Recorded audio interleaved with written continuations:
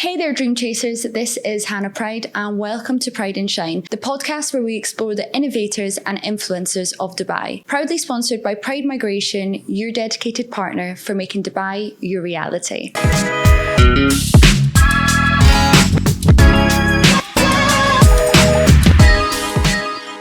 Welcome to the show, Danny.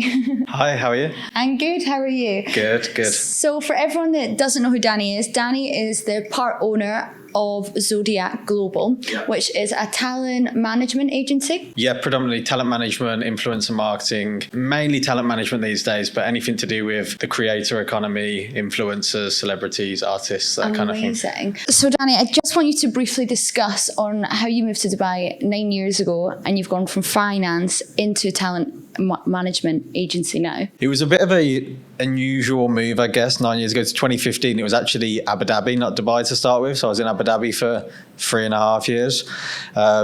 So I guess I'll just take you back to the start. I used to work in a bank when I was 16 in the UK. I used to work for TSB. Straight out of school, left school when I was 16, joined TSB, the bank, and I was literally working on the counter there, just, basically serving old ladies, giving them, cashing their checks in a little town in Birmingham. And then one day got a message on LinkedIn, because my LinkedIn said something really, I guess, arrogant. It said something like, I'm going to be a millionaire and I'm going to be the youngest bank manager in the world or something. Looking back, it's completely cringe, but someone spotted that, a guy that worked in a finance firm in Abu Dhabi, a British guy from Sheffield who I'm still friends with, Joe, and he sent me a message and said, hey, and he must have just been messaging tons of people like, hey, we're looking for people to join the sales team in Abu Dhabi. It's a financial advisory firm. Are you interested in coming across? And it would have been just a template message to basically anyone that worked in banks. So I went through that process. Eventually, he actually said I was too young. The company policy was 21. He thought I was already 21, but I was 18.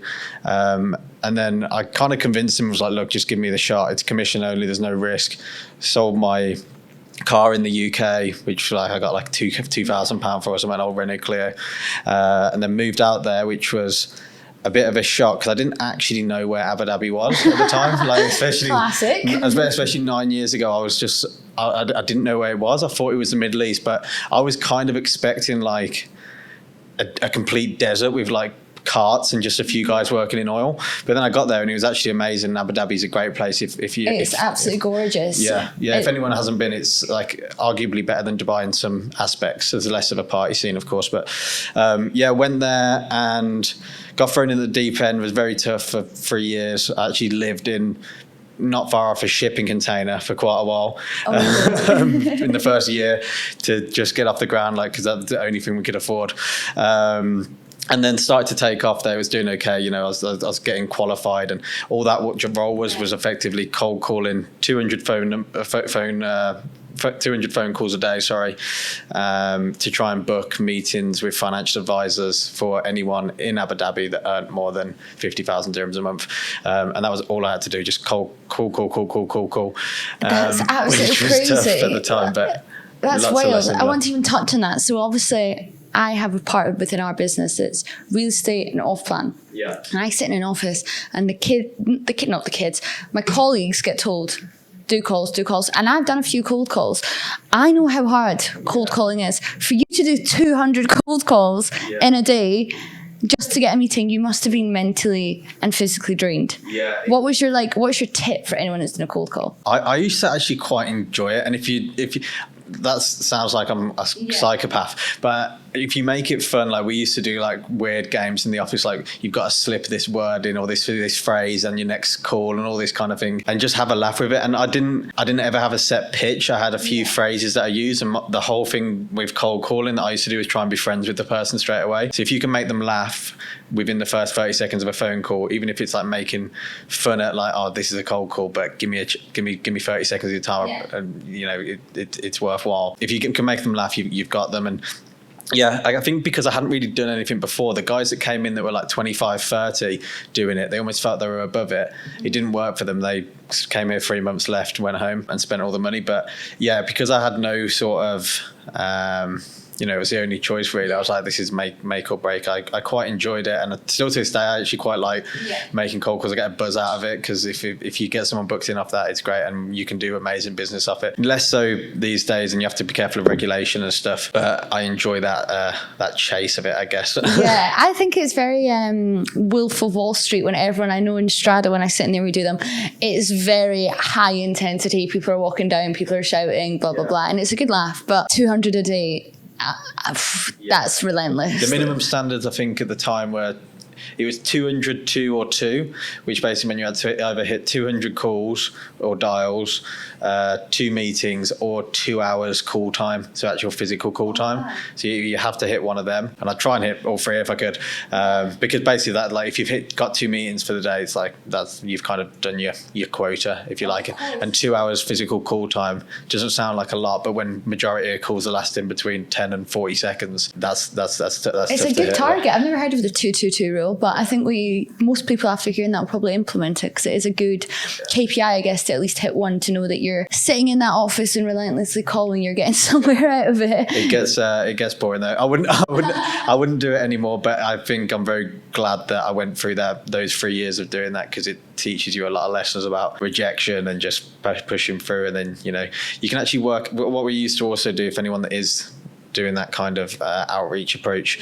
if you work out exactly the revenue that you've generated off it, and then backdate that for, like, say, the last month, to work out exactly how many, say, cold emails or cold calls you've made, you can work out exactly how much each call, even if it immediately doesn't answer, makes you. So you can, I think we backdated like that every single call, regardless of if they didn't even answer the phone, if you were doing it consistently, technically each call was worth like £4.50. So like, that's how, if you look at it like that, like if you can say, well, actually after the month that's made, say, £10,000, and it was this X amount of calls, you divide that by each other, and you work out exactly the value per call, no matter what happens. And that helps the mindset a little bit. Of course, a little bit of motivation, mental stimulation. Yeah. So after you were in Abu Dhabi, where did that take you? Obviously, it gave you great foundations for sales, but where did it take you next? Yeah, so I took a bit of time traveling, went 6 months around Australia and Thailand. Then I came back here and was going to transition into being an actual advisor, but got an offer for a company in Spain. So went to Spain for 6 months whilst I was getting qualified in the US. So I did my US qualifications, which is called Series 65, which means you can go on the SEC register and everything. And I believe I was the youngest British person ever to get that qualification, I'm told, because it is an absolute horrendous process. Yeah, it's like the worst exam ever. It's like, it's Uniform Investment Advice Law, it's called. So like, I don't have any law background, but you have to learn like the laws of each investment. It was horrible. But what gave you the motivation to do that? What was the drive behind it? Because I wanted to go to America. Okay. And to go to America, you have to have a skill. Basically, it was very hard. Even when I had that qualification, we had to sort of prove that an American could not do the job. So reason behind that was that we give advice to British people that live in America, and we're dual qualified. So yeah, long story short, came back here to wait till I got the US visa, had to do all the meetings at the US embassy, all these interrogations basically to say, can you why should we let you into America effectively? That eventually came through. So packed my bags off to the US, went to Miami, to the company there. They had an amazing office in Brickell, like the floor above us was Goldman Sachs, below was like JP Morgan. It was like super cool. It was like a dream come true at the time, and had a great time in Miami, and it was going sort of well, and then just fell out of love with actually sitting behind a desk talking about pensions to people that are coming up to retirement every day, when I was like 23, 24 at the time. And then started giving financial advice to younger people, because I saw that as a bit of a niche because I was younger, and then basically saw the opportunity in the creator space. Spoke to my friend at the time, who's now my business partner. I said, look, I've got this idea. He said, let's go for it, and resigned the next day. Obviously, wow, that fast. Yeah, basically I was like, but there's no point waiting around if we're going to do it. So he made an investment into it and resigned, and I had to leave the US at that point because you're then not sponsored by a company. So came back to Dubai and set up, and that was 3 years ago, and then I've been here ever since, really. It's crazy. And you really came at the pinnacle of influencers coming to Dubai, because you came during COVID, and if I'm right in saying, brand partnerships were paying more for people to be in Dubai, weren't they, at the time, for like the scenery and the content that they were getting rather than in the UK? Yeah, at that time we were just starting out, and the first 2 years or first year and a half, I'd say, of the business were very tough, because I didn't actually know what I was doing. We've all been there. Yeah, it was really a case of learning on the job, because most people that start their own talent management business have, worked in a talent agency as a senior talent agent for a while, and then decided, right, I'm now established enough to set up on my own. Whereas I just saw the opportunity and thought, right, let's sort of just do it. I know that brands are paying creators to post partnerships. How talent agencies work is we take 20% of the fees that we generate. So just started trying to do it, signed the first few people. And to answer your question, back in COVID, the industry was up and down. They would be paying people more in Dubai if it was products or services that need to be not at home, because obviously no one was allowed to leave home in the UK, and it was quite relaxed over here. Believe it or not, it was one thing I was going to mention. Most of our business, although I'm based here, although we have an office here, and 4 out of 5 of our staff are based in Dubai, 95% of our business is still in the UK. People think of Dubai and think, it's full of influencers, and, it must be a dream place to operate a business like ours. And from a tax point of view and everything, of course, it's great, and a lifestyle point of view, but actually it's very immature as a market here so far in influencer marketing and talent management. There's not that many influencers that actually live here that are good influencers. Like if I was wanted to find 1,000 parenting influencers in the UK tomorrow, I could find them no problem and organise 100 collaborations. Whereas in Dubai, there's there's 5 or 6 that I think would be worth using that are actually any good. So it's up and coming here, and we're in a good position to capitalise it when it is, because we're already here and licensed and have banking and whatnot. But we've tried it, and still right now 95% of our revenue comes out of the UK. That's crazy. I wonder why that is, because there was a phase, I used to think, and I think there was a phase in France that a lot of influencers did move here because they could we have a very flexible working life. They can be wherever they want, and a lot of them did seem to have choose Dubai as their location. But I guess maybe it's different. I guess it's harder to move over to Dubai with children and whatnot. The cost of schools and everything else is far more expensive. But I guess if you're a nomad or an individual, it's much easier. So that could maybe be the difference. But interesting that.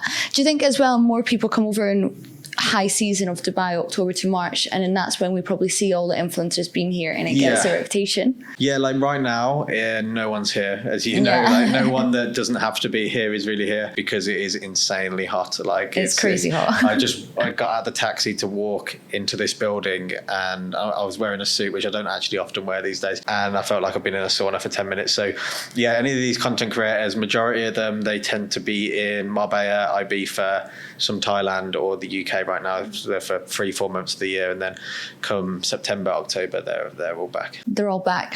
And what's been your biggest learning, would you say, jumping from finance into this more creative space? What's your biggest jump? It's very different industries, completely different. There are similarities in the sense of what I do now is manage talent, and what I was in before is managing money for people. But managing talent, it's the same in the sense of you have to, it's a very personable role. It's all about trust. It's all about relationships.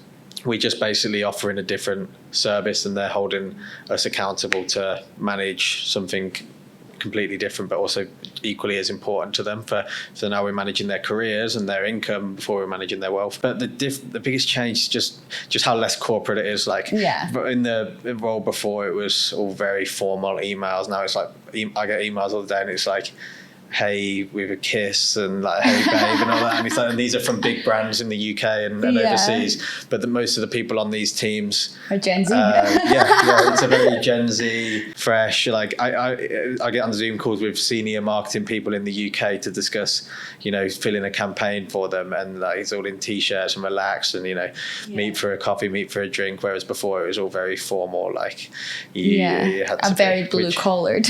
But like I much prefer this right now. And it's it's a good space. And I'm sure a lot of people will want to know is, how does talent management, talent agencies, influencer marketing, how do they make money? Because a lot of people, and I'm sure a lot of parents, when their kids are like, I want to be an influencer, they don't understand it. So give us a breakdown. How do they make money?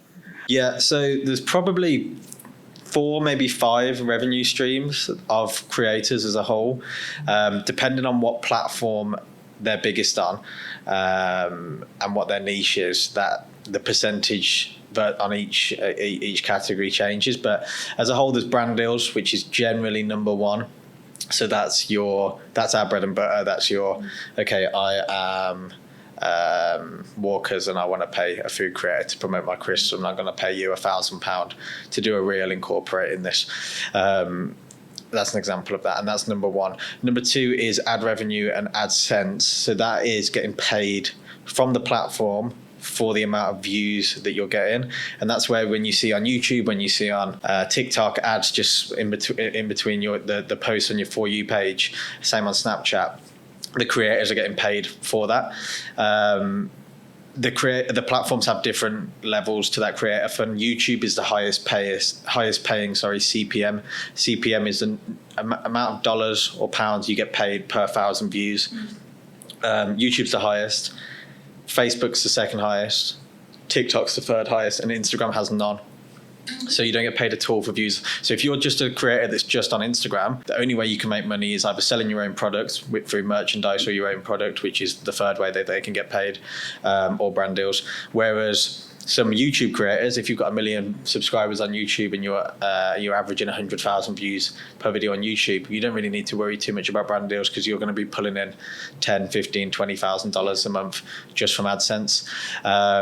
So they're the 3 major ways: is branding and merchandise, or selling their own products, which can be very fruitful. You look at Prime, as everyone uses that example, but of course that's a creator-led brand. And then you've got AdSense, and then you've got brand deals. But as an agency, we focus with our talent on brand deals. So how that kind of works is they get inbound inquiries regularly. Once you become an established creator, you hit over 50, say 100,000 followers, you'll start to see inbound inquiries from brands saying, hey, we'd love to work with you. The deliverables we're looking for is 1 reel, exclusivity to our niche for 1 month, whatever it might be. And then our job is to negotiate, handle all contracts, legal, briefing, and it's a lot harder than it sounds. A lot of people think it's just a case of, getting paid, here's your money, we'll send you out a box of this, make a video of it. Most collaborations we do, like we're working on probably 30 this week, which is why I'm super stressed. There's an email thread of probably 100 emails from that initial inquiry through to a post going live, and us sending them the insights and analytics and a thank you for working with us. There's so much back and forth. You have to follow a really strict brief. Some brands want a script, some don't. Then you'll film it, they'll send it to them, they'll say, no, we want to amend this, we want to change this, say this better, send over a caption, approve the caption. There's so much that goes into a brand deal now, which is why creators, when they hit a certain level, it's invaluable to them for them to have a management, so we can handle all of that back office stuff and they can focus on creating content. Okay, what is the biggest agreement you've ever agreed then? Like what is the biggest agreement you've ever negotiated for an influencer? Good question. I don't know if I should say, but definitely 6 figures. Oh, wow. We've done several 6-figure deals, which is, it's normally not just for one post. Like we've never done over £100,000 for one post. When it's that kind of a deal, it's normally like a 6 or 12 month ambassador type role. But yeah, it can get chunky. But for that, again, there's a lot of work that goes into it. So we've done, multiple over 100,000. I don't think any over 200,000 yet. That's crazy. But they're typically those ones are like, 12 posts over 12 months, attending an event, attending a shoot, usage rights for the images on their website, that kind of thing. Yeah. But there's huge brand deals out there. And that's where the kind of levels that we want to get to is huge examples of Kim Kardashian is $1 million plus for one post. Yeah, I've heard Cristiano Ronaldo, same. So they're, that's still talent management, the people that are working on those for them. Yeah, because I always search. I'm a bit of a TikTok person. I love it. Get bloody caught in those holes. And I always search, like, what some of them get paid. And I've seen that Alex Earl and whatnot get paid hundreds of thousands for one video. And then I was watching a podcast, I can't remember who it was recently, and the brand had said that they had gone to reach out to this influencer management. They paid over 6 figures for this video and they got 1 lead from it. How do you devise? Because I guess you are the middle broker as such. You're probably, it's like doing sales for anything. You have to make sure, 1, your client gets what they want, and 2, the seller gets what they want. So how do you manage on behalf of the brand to ensure that your client, let's say the influencer, is going to get the outreach, the target audience and analytics that they're paying for? Yeah, so if we're working on behalf of the brand, like, so we're running the campaign for the brand, which isn't too often, we're mainly on the talent side, if you like. The way that you select influencers is based on all sorts of metrics, engagement, demographic of their following, how, if they have sort of fans rather than followers, there can be someone with 2 million followers which wouldn't sell anything, but there could be a really niche creator with 50,000 that has a community that if they post something, they're going to sell a lot. So when you're selecting influencers, it comes down to that. It comes down to volume as well. If I was a brand, I'd never put all my eggs in one basket and just work with one creator, because it might not work. If you've got, say, £100,000 budget, you're much better off paying 50 influencers £2,000, because generally 30 of them are going to do nothing. That's the risk you take. 20 of them will do okay, and then 10 of them will do really well.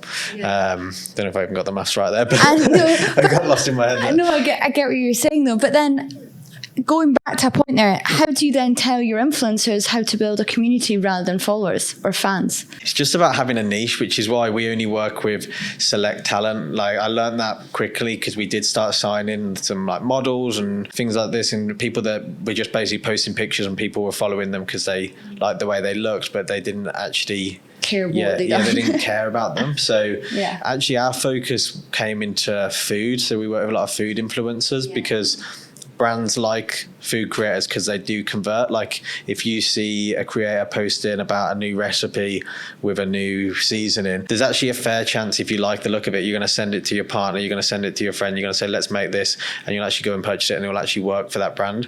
Whereas plenty of products, and because of that, those creators earn a good amount of money. Food is a really good niche for us. Same as parenting, same as cleaning, because it works. Whereas other niches like clothing, for example, is quite a tough one these days. We don't really touch clothing very much. It's oversaturated, isn't it? Like, I feel like everyone now is always wearing the same clothes, and they're like, is it a brand deal, or do you actually like it, or does it go with your style? Because what I've noticed, I'm definitely a consumer, and I'm definitely a consumer of the food people. Like Big John that you have signed, I love it. I think it's because I don't want to eat that. Bosh. I don't want to eat the Chinese, and I feel really guilty, but me watching someone eat the Chinese probably gives me just as much pleasure, because I'm like, I wonder how he's going to portion it, or like what he's ordered, or like the scale of it. I'm like, wow, you've done well. And on this is it a mukbang? Mukbang, they're all trending, and there's so many like wild portion sizes and how much they're eating, and a different arraignment I probably would never order, but I'm like, oh, it's really interesting to see what their feedback is. It actually works. Whereas, we never would do a brand deal. To come back to your point before as well, us as an agent, it's about selecting what's right for the creator and not just based on the money. So say we never touch anything to do with crypto, FX, teeth whitening, that kind of stuff, because it just looks like a sellout. And even if they're offering £5,000-10,000 for a post, it's going to piss off the whole audience of that creator, and in the long run it's going to cost them a lot more than that. So it's about selecting the right brands for the right creators that actually make sense, and not just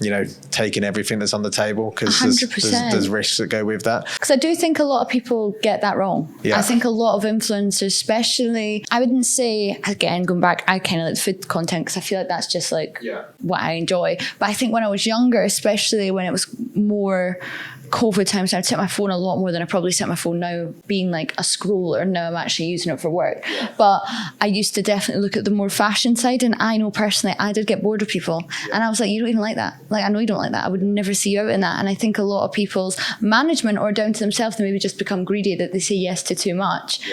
You do lose your followers. Because I used to probably catch up with, there's a few, not going to mention any names, but there's a few influencers I used to always watch, and I was like, I know you don't like this. I feel like I know you and I don't.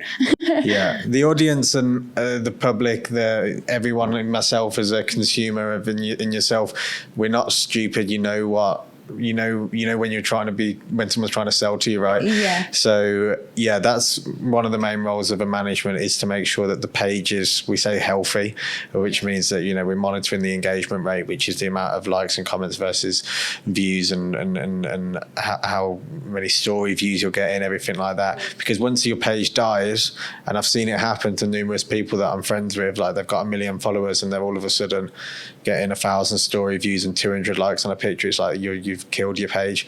And how did that happen? Because they're posting too much nonsense, basically. Oh, really? Yeah, or posting things that people aren't interested in, just not staying relevant.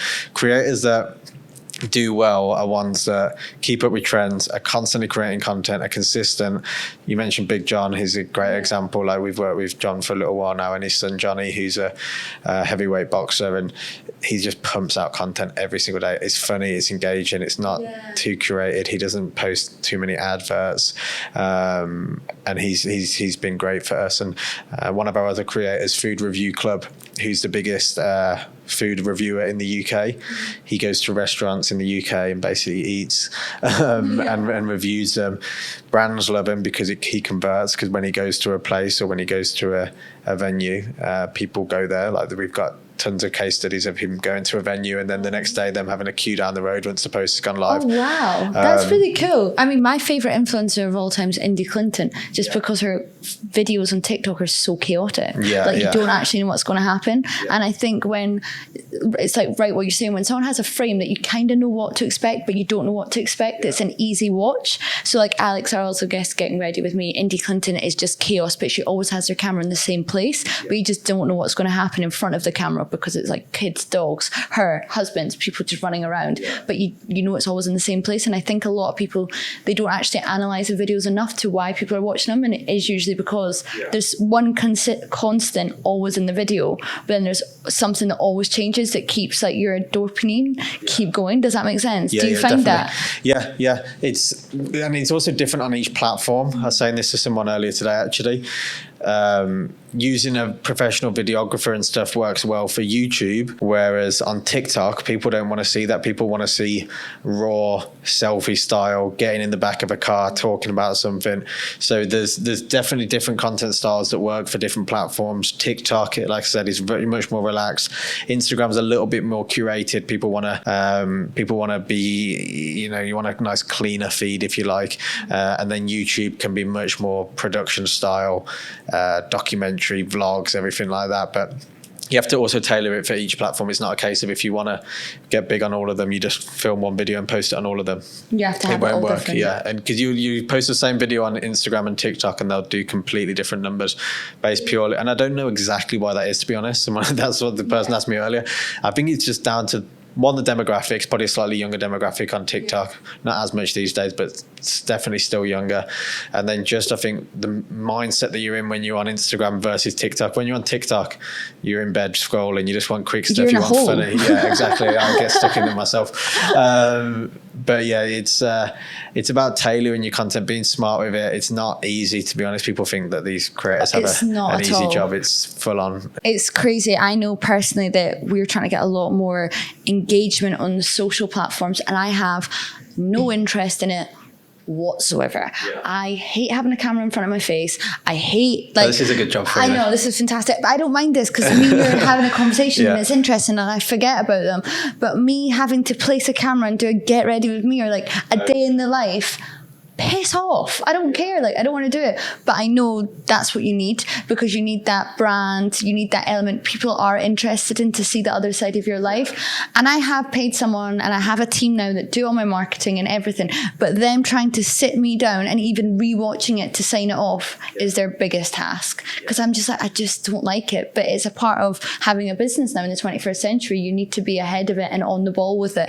But I take my hats off to people that can do it and enjoy doing it, because you have to be, I personally think, very self-confident and be like, this is funny.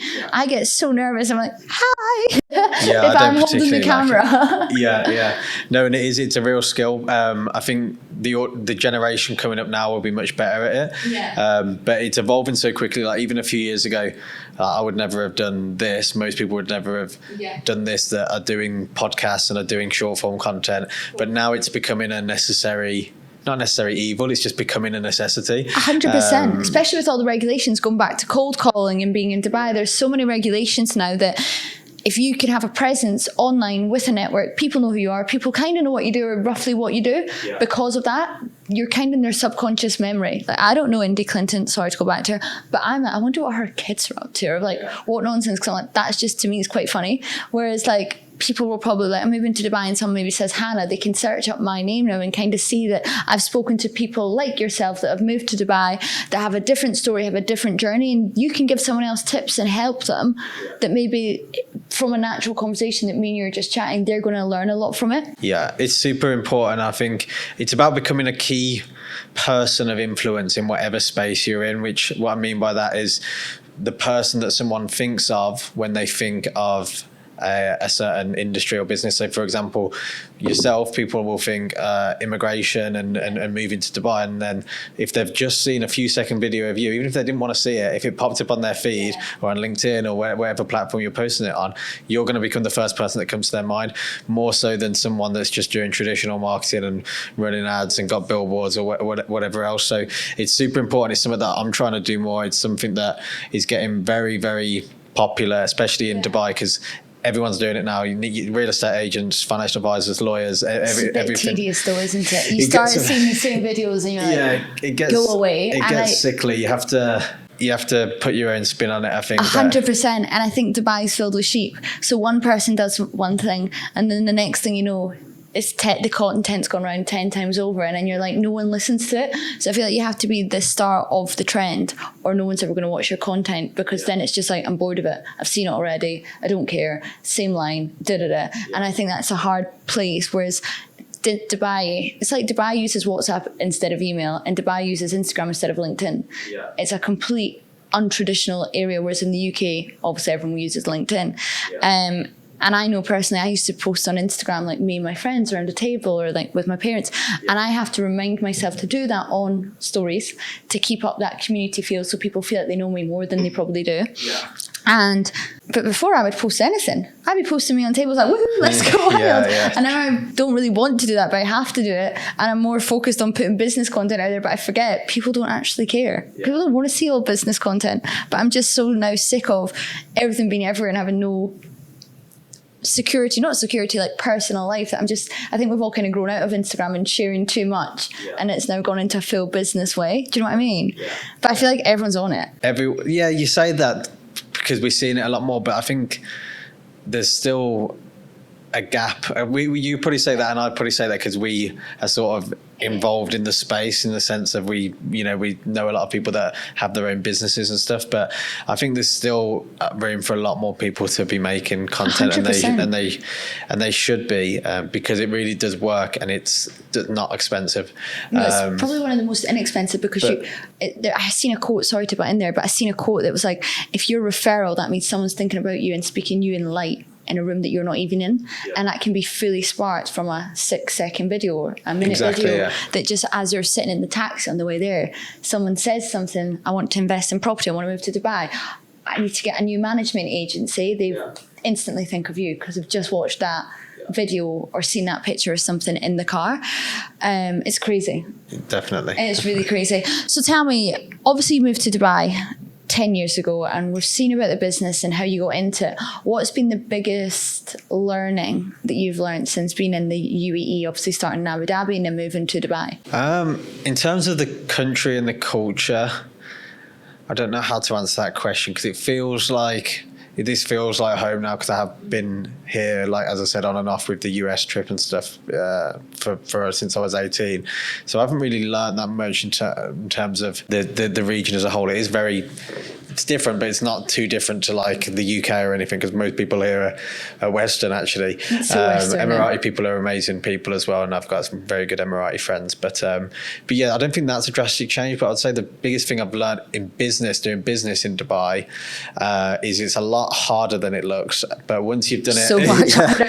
Everyone says that, and everyone I think sees the limelight of how amazing your life and lifestyle can be here, but they don't see the blood, sweat, tears, and everything in between it takes you to get to the point where it looks like you're living the life. Yeah, you have to.